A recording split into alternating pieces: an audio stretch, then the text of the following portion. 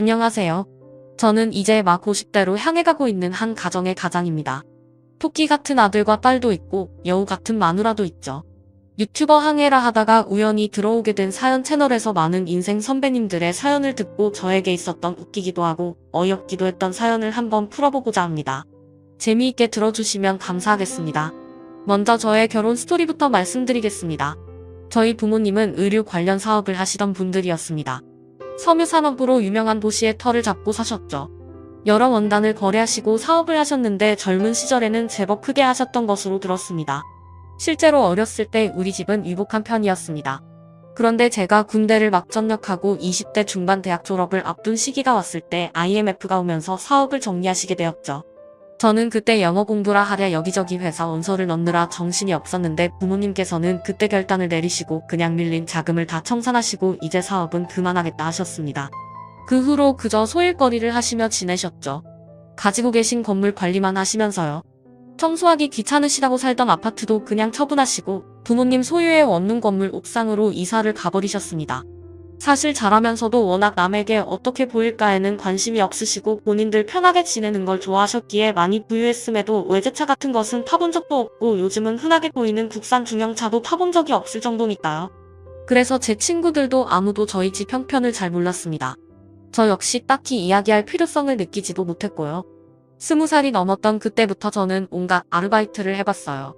백화점에 가서 구두도 팔아봤고 새벽에 우유 배달을 뛰면서 저녁에는 호프집 서빙도 했습니다. 그런 아르바이트를 통해 배운 것이 많다는 부모님의 말씀을 따라 저는 그렇게 치열하게 20대를 보냈죠.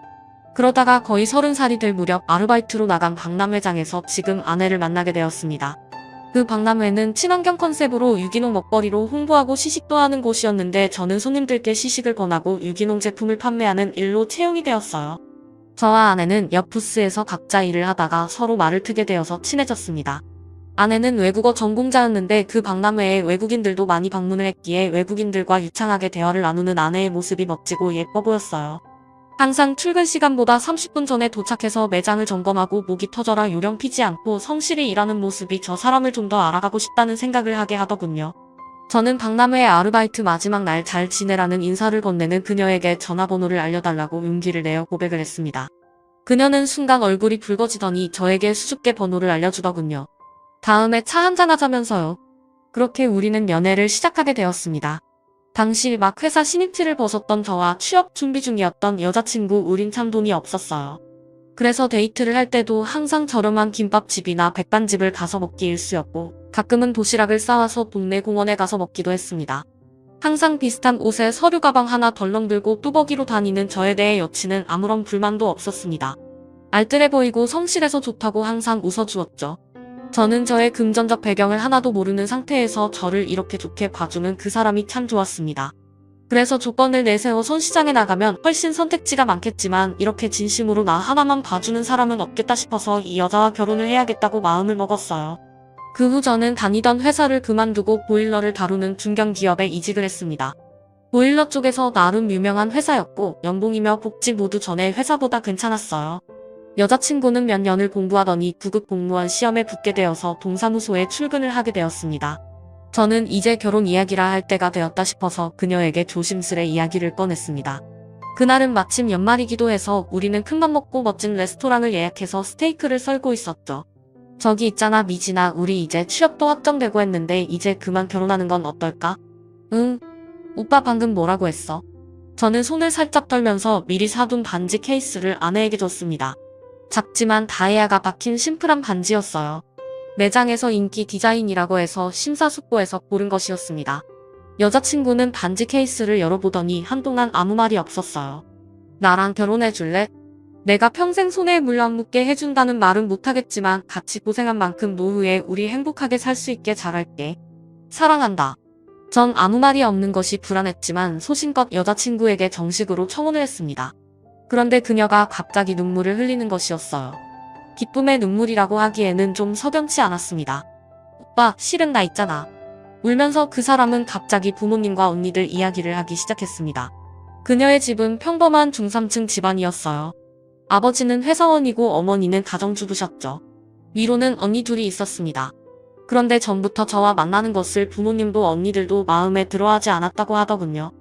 이유는 제가 전문직도 아니고 대기업에 다니는 것도 아닌데다 하고 다니는 꼬락서니를 보아 집에 돈도 없어 보이기 때문에 결혼을 하면 고생할 게 뻔하다는 겁니다. 저희 부모님이 어디 사냐고 해서 어느 동네에 사시는지 또 골목에 있는 원룸 꼭대기에 산다고 말했던 것들부터 낡은 스타렉스를 끌고 다닌다는 것까지 모든 것이 돈 없다는 증거 아니냐고 가족들이 계속 반대해왔다고 해요. 거기다 큰언니는 자산운용회사에 다니는 남편을 두고 있고 둘째 언니는 요즘 세무사 약사 등 꽤 전문직에 잘 나가는 남자들과 외제차를 타고 데이트를 하며 그렇게 막내 동생이 연애를 참견하고 무시하곤 한다는 것이었어요. 그래서 당장 결혼을 하려고 해도 자신이 모은 돈은 1,000만 원밖에 없고 오빠도 돈이 없을 텐데 신혼집은 어떻게 마련하며 또 그런 무시를 당하면서 반대하는 결혼을 할 수 있겠냐는 거였습니다. 집에서는 공무원 시험에 합격한 올해 초부터 계속 선을 보라고 압박을 주고 있다는 이야기였죠. 그러면서 그녀는 제 손을 잡고 울면서 말하더군요. 우리 그냥 우리끼리 혼인신고 올려버릴까? 나는 오빠와 함께라면 단칸방에서 시작해도 괜찮을 것 같아. 정말 헤어지기 싫은데. 저는 지고지순한 그녀의 마음에 깊은 감동을 받았습니다. 이렇게 마음이 깨끗하고 착한 사람을 놓치고 싶지 않았어요. 그래서 그날 그녀에게 제 상황을 솔직하게 털어놓았죠.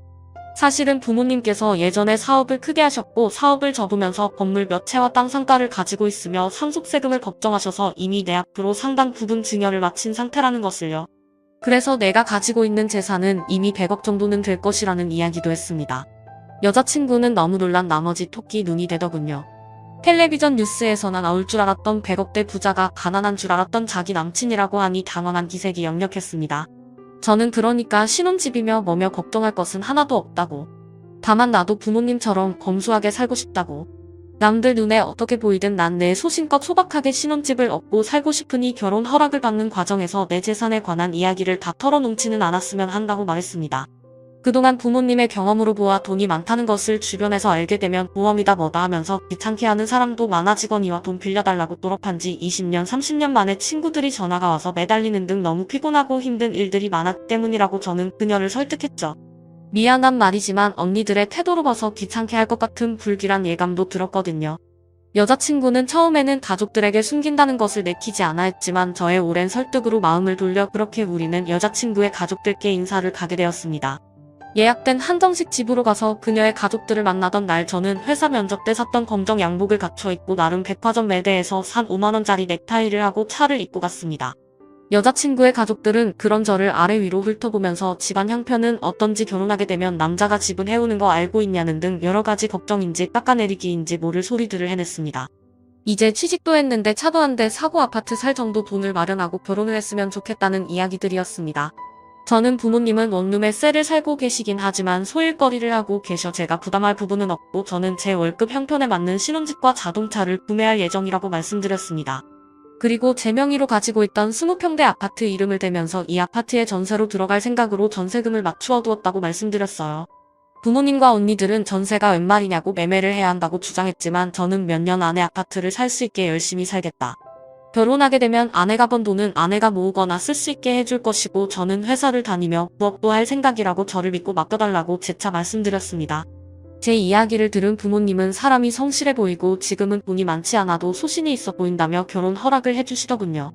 그 와중에 저를 바라보는 언니들 표정은 좀 좋지 않았지만요. 여자친구의 언니라는 사람들은 미인들이긴 했지만 둘 다 성형수술한 얼굴에 비싼 가방을 들고 화려하게 치장하는데 열중하는 타입 같아 보였습니다. 저는 어떻게 한부모에서 태어났는데 아내와 언니들이 완전히 다를 수 있나 너무 신기했어요. 나중에 아내가 된 여자친구에게 물어보니 언니들이 너무 어릴 때부터 치장에 관심을 보이고 아르바이트한 돈으로 몽땅 옷을 사버리거나 학원비를 가져다 미용실 가서 다 써버리는 등의 사고를 쳐서 부모님이 속을 많이 썩으셨고 계속 남친을 바꿔대는 언니들에게 자신은 완전히 질려서 아예 반대로 지냈던 것 같다고 하더군요. 그렇게 연애도 하지 않고 수수한 차림으로 공부만 하는 아내를 언니들은 계속 바보라며 실속 없다고 비웃어왔다고 합니다. 저는 진짜 실속이 뭔지도 모르는 사람들이라는 생각에 어이가 없어 웃음이 나더라고요. 그렇게 비웃고 무시하던 자신의 동생이 얼마나 부자 남자를 잡았는지 알면 얼마나 배 아파할까 그런 생각이 들었습니다. 우리가 결혼을 준비할 때 아내의 큰언니는 이미 결혼한 상태로 30평대 아파트를 자가로 가지고 있었고 둘째 언니는 세무사와 결혼을 준비 중인 상태였습니다. 5월 신부가 꿈이라던 둘째 언니는 결혼해도 쓸데없는 사치로 엄청나게 부리더군요. 유명 호텔에서 코스 요리를 대접하는 결혼식을 해야 하고 예단이며 혼수며 쓸데없는 허례호식을 해야 한다고 날뛰며 아내의 부모님이 빚까지 내게 만들었습니다. 신혼여행은 몰디브로 간다고 하더군요. 저는 그런 둘째 언니의 모습이 너무 한심했지만 어차피 제 아내가 될 것도 아니고 해서 그냥 지켜보며 우리는 소박하게 결혼식을 하자고 아내를 설득했습니다. 아내는 처음에는 그래도 언니가 결혼식을 너무 성대하게 하는데 너무 소박하게 하면 좀 그렇다고 걱정을 하더니 결심을 굳힌 듯 제 말에 동의를 해주더군요. 결혼을 준비하면서도 저는 그놈의 언니들 때문에 스트레스를 받았습니다. 사성건건 아내를 따라다니면서 그날 하루 입을 드레스를 외국 명품 브랜드로 해야 한다거나 메이크업샵을 고르는데 돈칠갑을 하려 들지 않나 정말 힘들었어요. 아내는 처음에 언니들 이야기에 혹하다가도 저와 이야기를 하면서 다시 예산을 재수정하고 돈에 맞게 결혼식을 준비했죠. 그렇게 우리는 특별 할인되는 예식장을 찾아 소박하게 예식을 올렸습니다. 다만 오시는 손님들을 생각해서 식사만은 깔끔하게 잘 나오는 곳을 택했죠. 아버지가 사업하실 때 알던 진짜 부자 손님들도 하객들 중 섞여 있었으니까요. 처음에 제가 연애 결혼을 하겠다고 말씀드렸을 때 내키지 않으시던 저희 부모님은 제가 데려온 아내를 보자 마음에 쏙 들어하시는 눈치셨습니다. 요즘 아가씨답지 않게 치장도 요란하지 않고 참하고 조심해 보인다고 돈도 허투루 쓰지 않는 것 같아 더욱 좋다고 하시면서요. 결혼 과정에서 아내의 처형들 이야기를 했더니 부모님 역시 다 오픈하지 않는 게 좋겠다고 아내가 언니들과 너무 친하게 지내지 않도록 중심을 잘 잡을 수 있게 항상 잘 살피라고 하시더군요. 그렇게 저는 아내와 무사히 결혼을 하고 결혼 후 1년 뒤 아들을 낳고 또 2년 뒤 딸도 낳고 오순도순 꿈에 그리던 가정을 꾸리며 살았습니다. 우리 둘 사이는 한결같이 문제가 없고 좋았지만 남들은 잘 겪지 않을 것 같은 스트레스가 저에게는 있더군요. 바로 처가의 동서들 사이의 문제였습니다. 제가 형님이라고 불러야 하는 큰언니의 남편과 둘째 언니의 남편들은 딱 그 아내들의 모습과 같이 대단한 속물들이더군요. 말 그대로 보이는 것으로 사람을 판단하고 괄시하며 괴롭히는 타입들이었습니다. 첫째 형님은 자산운용 회사를 다니는데 돈을 망치면서 자신이 고객으로 모시는 부자들 이야기를 마치 자신이 부자이냐는 으스뜨기 일쑤였고 업무상 발설하지 않아야 하는 개인사까지도 저희에게 까발리며 부자들의 세계는 이런 것이라는 식으로 항상 대화에 서두를 띄우곤 하더군요. 말하자면 이런 식이었어요. 자네 부자들의 재산 수준에 따라서 누리는 문화가 얼마나 다른지 아나? 우리가 영화관 가고 뮤지컬 보고 그런 걸 문화라고 생각할 때 말이야. 그 사람들은 회원권을 산다고. 못 모르는 일반 서민들은 비싼 가방이나 푼돈 모아서 할부로 사면서 내가 명품 걸쳤네. 나도 이 정도면 잘 사는 거 아닐까 생각하지만 말이야. 진짜 부자들은 어차피 그런 가방이나 옷 같은 것으로 그냥 일상적으로 우리가 10,000원, 20,000원짜리 편하게 사듯이 시즌별로 사서 걸치는 것이고 회원권을 산다고. 맞습니다 형님. 저도 일하면서 그런 사람들 많이 봤어요. 제가 세무사다 보니까 그 사람들이 어디다 돈을 썼는지 다 보이지 않습니까? 차 같은 거 많이 살수록 공제도 많이 되다 보니 차도 엄청 많이 사고 정말 돈 쓰는 게 상상 초월이더라고요. 주로 회원권이나 그림 같은 걸 일상적으로 사는데 그런 게 보면 볼수록 입이 떡 벌어지더라고요. 유튜브 보니까 백화점을 가도 그런 사람들은 퍼스널 쇼퍼라는 게 있어서 아예 푹신한 쇼파 앉아서 다 가지고 오라고 해서 편하게 쇼핑하던데요. 진짜 그들만의 세상이 있다니까요. 그럼 골프 같은 것도 너무 대중화돼서 요즘은 뭐 다치잖아. 그런 사람들은 1단계나 소나하는 건 싫어하더라고. 부자들은 진짜 아무 옷이나 입어도 태가 달라. 얼굴에서 빛이 난다니까. 아, 막내 동서 자네는 이런 세계는 듣도 보도 못했겠지. 뭐 어차피 자네 같은 소민은 평생 상관없는 세상 일이니 관심도 없겠구먼. 아, 네. 저는 그런 건 잘 몰라서요. 그리고 돈이라는 것은 버는 것도 중요하지만 얼마나 소신있게 쓰는지가 중요하다고 저는 생각하거든요. 그래, 저게 바로 없는 사람들이 자존심 세우느라고 자기 열등감 감추려고 하는 소리야. 쥐뿔도 없으면서 말이야. 무슨 소신이 있어서 청렴하게 사느냐 저렇게 말을 해요. 아참, 요새 신문 배달은 잘 되나? 요즘 세상에 참 아르바이트라 해도 그런 걸 아나? 급기야 대화의 끝에는 제가 부업 삼아하고 있는 신문 배달 일까지 들먹거리며 저를 무시하게 일쑤였죠. 저는 회사를 다니면서 자꾸만 군살이 붙어서 뭘 좀 해볼까 하다가 헬스장 다니는 돈이 비싸게 느껴져서 신문 배달 아르바이트를 하고 있었습니다. 새벽 3시쯤 일어나서 신문 배달 구역을 가면 신문 보급소분들이 미리 던져놓은 신문 뭉치가 있었어요. 근처 아파트 3-4동과 그 뒤쪽의 단독주택과 빌라촌을 돌아다니며 신문을 주소에 맞게 던지면 되는 일이었습니다. 처음에는 한 신문사 것만 했지만 마침 돌아다니는 저를 본 다른 신문사에서 우리 것도 같이 돌려달라고 말을 해서 저는 두 종류의 신문을 돌리고 있었습니다. 비록 매일 시간이 메이는 점은 귀찮긴 했지만 그래도 처음 제 의도대로 운동화를 신고 뛰어다니니 운동 효과는 있더군요. 그렇게 몇 달째 저는 신문 배달 아르바이트 겸 다이어트를 하고 있었습니다. 계속하다 보니 최근에는 발이 아파서 실리콘 갈창도 주문해서 잘 쓰고 있고요. 아내는 언니들과의 대화에서 우연히 깔창 이야기가 나와 추천을 해준다고 그 이야기를 했던 모양이었어요. 그런데 그걸 가지고 그 후로 뻑하면 얼마나 사정이 쪼들리면 신문 배달 일까지 하냐는 둥 아내와 그 남편들은 시도 때도 없이 그 이야기로 저희를 놀리더군요.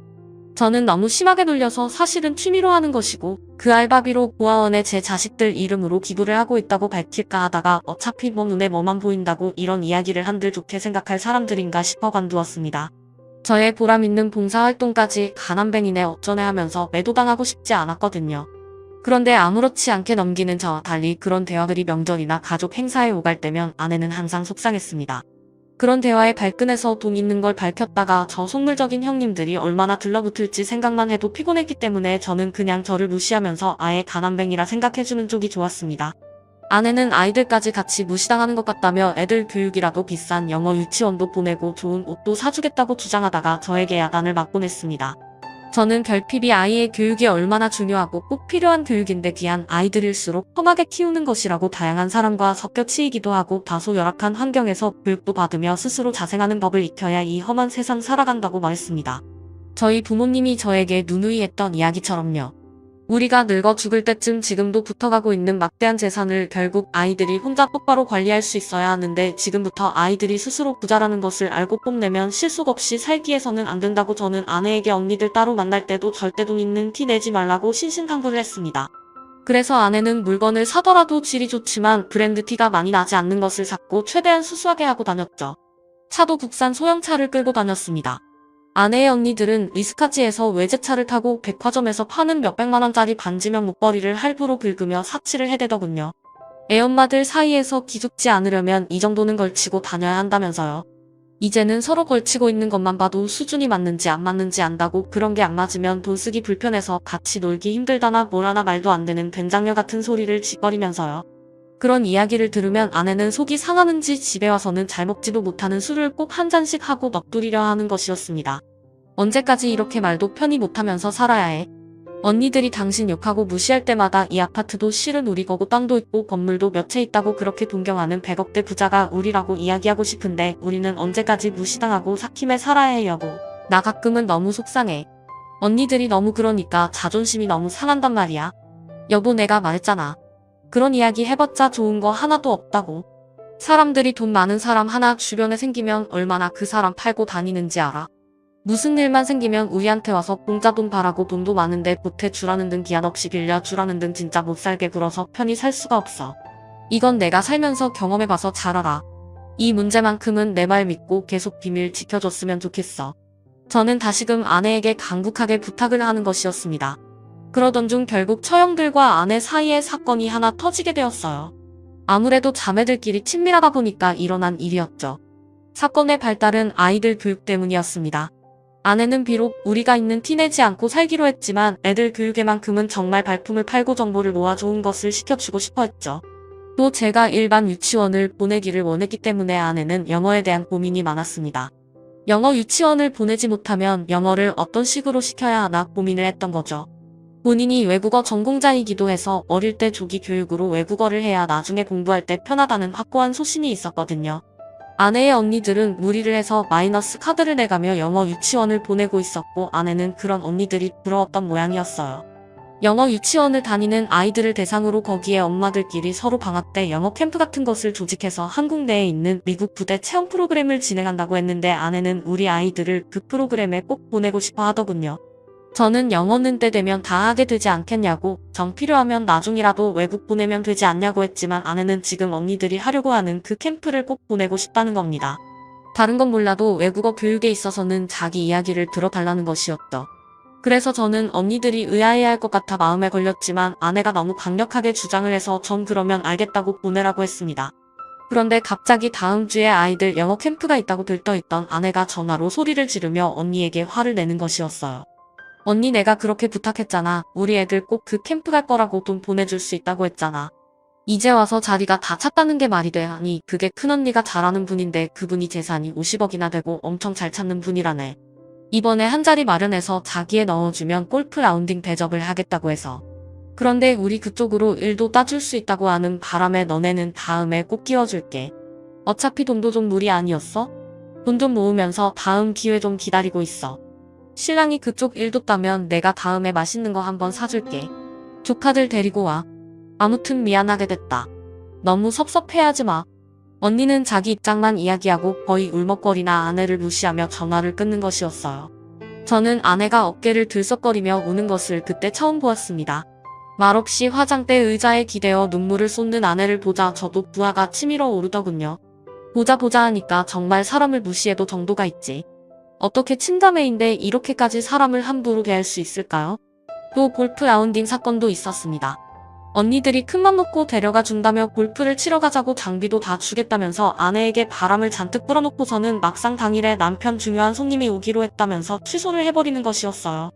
아내는 자매들끼리 오랜만에 논다며 신나 있었는데 원래 언니들과 아내 그리고 첫째 언니의 남편 이렇게 4명이서 가기로 했는데 갑자기 첫째 언니의 남편이 자기가 데려올 중요한 고객이 있다면서 처제는 다음에 부르라고 했다는 겁니다. 어차피 신문 배달하는 집구석에서 골프나 쳐봤겠냐고.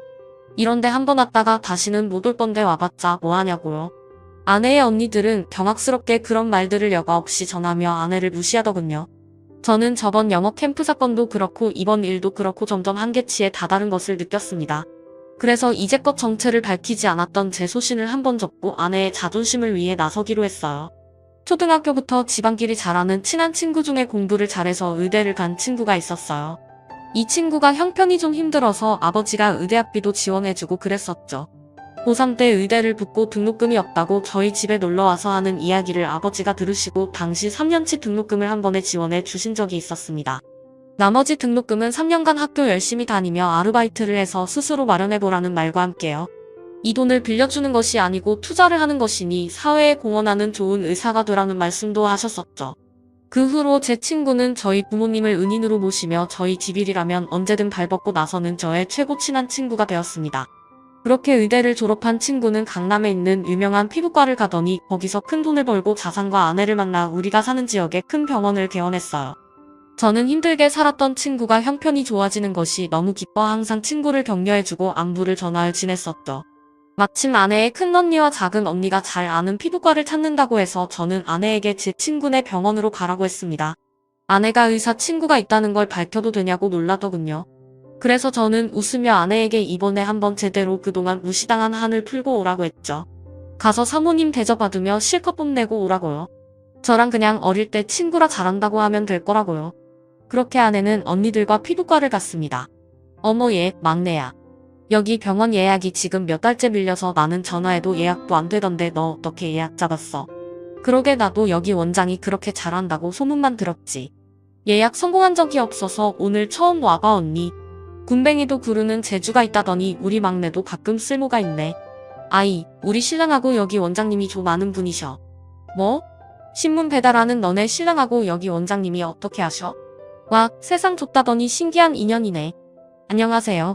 처음 뵙겠습니다. 어머어머 대표 원장님이시죠? 너무 미남이시다. 세상에 피부 좋은 것 좀 봐. 원장님, 오늘 저희 피부도 배곡처럼 만들어주시는 거죠? 언니들은 제 친구가 등장하자마자 호들갑을 떨었다고 하더라고요. 제 친구는 사전에 저에게 이야기 들은 것이 있어 침착하게 말했다고 합니다. 원하시는 모든 치료 서비스 전부 무료로 해드리겠습니다. 제 불알 친구 아내분이 와 계시니까요. 원하시는 거 다 말씀해주세요. 재수씨, 제 친구 요즘 잘 있습니까? 저녁 한 끼 하자니까 이 자식이 신문 배달한다고 저랑 만나주질 않아서 제가 진짜 속상해 죽겠어요. 저 좀 한 번만 만나달라고 재수씨가 말씀 좀 해주시면 안 될까요? 언니들은 순간 무슨 소리를 들은 건지 어안이 벙벙했다고 하더군요. 아내는 웃으며 말했다고 합니다. 우리 그이가 좀 자기 생활 패턴이 깨지는 걸 싫어해서요. 신문 배달이 요즘 재밌나 봐요. 제가 다음에 자리 한번 마련할게요. 걱정 마세요. 오늘 우리 언니들 잘 부탁드려요. 아참, 저희 둘째 언니네 세무사의 일도 맡겨보신다고요? 아, 네. 친구놈한테 듣자니 세무사시라고 해서 좀 맡겨볼까요? 언제 자리 한번 마련해 주시겠습니까? 여기 언니분들도 다 같이 식사도 하면서 세금 문제도 좀 여쭤보면 좋겠는데요. 지금 하고 있는 데서 옮겨보려고 하거든요. 둘째 언니는 눈이 번쩍 뜨였겠죠. 이렇게 큰 유명 병원에 일을 따낼 수 있다면 정말 큰 건이니까요. 그렇게 제 친구 때문에 저는 한동안 지방 행사 때도 항상 우리 부부를 무시하며 자기들끼리만 말을 썼던 형님들과 오랜만에 식사를 하게 되었습니다. 이때까지만 해도 자신들이 그렇게 우러러보는 의사인 제 친구와 제가 어떤 관계인지 미심쩍어하는 반응이더군요. 저는 점점 더 재미있어졌어요. 저 속물들이 과연 어떤 반응을 보일지 나중에는 아내와 상관없이 저도 살짝 기대가 되더군요. 약속 장소는 일식집으로 우리 부부는 즐거운 마음을 안고 도착했습니다. 아내도 저번 피부과에서 언니들이 놀라워하고 주눅 들어하는 것이 통쾌했다고 하면서 콧노래를 부르더군요. 도착해서 문을 열자 큰언니네 부부와 둘째 언니네 부부가 벌써 와 있더군요. 제 친구에게 선물할 고급 와인도 들고 왔더라고요. 사실 제 친구는 소주파인데 저는 속으로 웃었습니다. 인사를 나누고 자리에 앉자마자 질문이 쏟아지더군요. 아, 오랜만이야, 동서. 그런데 의외의 인맥이네. 저 병원 되게 유명하고 요즘 핫한 곳인데 자네가 어떻게 아나? 그러게 말이야. 우리 회사 또 자산 설계하시라고 몇 번이나 연락을 해도 원장님이 하도 바빠서 통화 한 번 안 되던 곳인데 자네랑 어떻게 알아? 저는 태연하게 웃으면서 말했습니다. 아, 어릴 때부터 저를 많이 도와준 친구예요. 요즘 저 신문 배달하는 것도 도와주고 참 좋은 친구죠. 사람 형편 따라 가리지 않고 항상 잘해준답니다. 와, 역시 진짜 귀족이구만. 자네같이 없는 사람과 친구를 해주다니 인품이 대단하신 분이야. 잘 모시게. 나이가 같다고 다 친구가 아니지. 형님으로 모시며 우러러봐야겠구만. 그나저나 참 특이하시군. 아무리 어렸을 때 친구라도 자네같이 아무것도 없는 사람 볼 게 뭐가 있다고 인연을 유지하다니. 이놈의 형님들은 아직도 정신을 못 차리고 저를 하대하고 깔보더군요. 그러던 그 순간 제 친구가 들어왔습니다. 저와 아내가 좋아하는 애플망고를 가득 싸서 아내와 함께 왔더군요. 친구의 옷차림은 근사했습니다. 백화점 명품관을 그대로 옮겨놓은 듯 했죠. 그런데 관심 없는 제가 보기에도 부티가 줄줄 흐르더군요. 친구의 아내 역시 머리끝부터 발끝까지 윤기가 반지르르한 자켓에 다이아가 번쩍이는 목걸이며 미용실에 다녀왔음이 분명한 헤어스타일에 화장까지 서비스를 받고 온 듯 했습니다. 저는 친구가 제 부탁으로 나름 컨셉을 잡았나 보다 생각하며 속으로 웃었죠. 평소보다 차림새가 퍽이나 요란했거든요. 화려한 제 친구 부부의 등장에 형님들과 언니들은 정신을 못 차리더군요. 호들갑을 떨며 일어서더니 외투를 받아준다는 등 추가 주문을 해야 하니 직원을 부른다는 등 무승왕과 왕비마마 대하듯이 부산을 떨었습니다. 친구의 아내는 자리에 앉자마자 제 아내의 손을 꼭 잡고 인사를 하더군요. 언니 너무 보고 싶었어요. 제가 연락드려도 연락도 잘 안 되시고 그렇게 커피 한 잔만 하자니까 뭐가 그렇게 바쁘세요? 못 본 사이 더 어려지셨네요. 아니 그냥 애 키우느라 바빴지 뭐. 다음에 꼭 커피 한 잔 해요. 아, 여기는 우리 친언니들, 의사 사모님의 애교의 언니들은 당황하다 못해 멍해 보이는 눈빛이었습니다. 안녕하세요. 처음 뵙겠습니다. 그런데 친자매인데 조만 닮으셨네요. 네. 네. 아니 제가 좋아하는 우리 언니는 이렇게 안 꾸며도 부잣집 사모님다운 귀티가 흐르잖아요. 어떻게 자매인데 한 명만 귀티가 나지? 신기하네요. 아니 무슨 제 동생은 신랑이 부업으로 신문 배달을 할 정도로 가난한데 사모님이 뭘 잘못하시는 거 아니에요? 귀티라니요? 그 말을 듣던 제 친구가 픽하고 웃음을 흘리더군요. 부업이요? 제 친구가 그랬어요. 먹고 살기 힘들어서 신문 배달을 부업으로 한다고요? 말을 마치고도 한참을 친구는 배를 잡고 웃는 것이었어요. 그러면서 제 어깨를 탁탁 치더군요. 아이고 이 웃긴 자식아, 내가 좀 그러지 좀 말랬지. 있는 티 좀 내고 살라니까. 골 때리는 너. 저는 그저 말없이 빙그레 웃었습니다. 형님들과 언니들은 어리둥절해서 회를 먹다 말고 젓가락이 공중에 멈췄더군요. 제 친구가 진정한 뒤 간신히 말을 이어가더군요. 저기 세무사 하신다고 그랬죠? 이 친구가 일 안 맡기던가요? 네. 네. 몰라요? 이 친구 재산이 저보다 더 많아요. 예전에 100억이었으니 지금은 몇백억 될 수도 있는데. 진짜 모르세요? 순간 저는 우리를 둘러싼 모든 시간의 흐름이 멈추는 것 같은 신기한 경험을 했습니다. 말 그대로 내 사람은 그대로 멈춰서 움직이질 않았거든요. 제 친구는 그렇게 시원하게 제 정체를 까발려버리더군요. 얘네 아버지가 완전 부자였는데 그것도 몰랐냐. 지금 살고 계시는 그 원룸 건물 외에도 가지고 계시는 건물이 몇 채인 줄 아느냐. 지금 얘네 아파트도 살고 있는 것 빼고도 몇 채나 더 있고 주식에는 얼마가 물려있는지 아냐. 진짜 어떻게 가족이신데 아무것도 모를 수가 있냐고 친구는 신나게 속사포처럼 이야기를 하더군요. 그리고 마지막에 이렇게 말했습니다. 제 친구가 가난했던 저에게는 의대를 다니게 해준 은인입니다. 돈이 많아도 함부로 쓰지도 않고 신문 배달로 기부도 하고 얼마나 속이 깊은지.